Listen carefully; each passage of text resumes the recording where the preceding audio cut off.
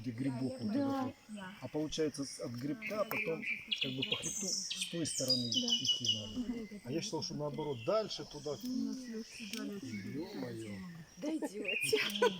Ну ладно, Дойдете. Ну там стоит побывать. вот именно от грибка по вот этой тропе, как вы рассказываете.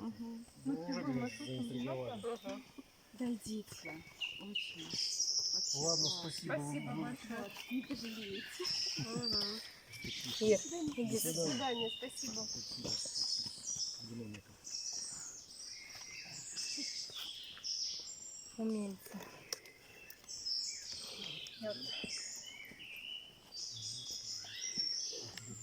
Домики. Домик, да, не? Да.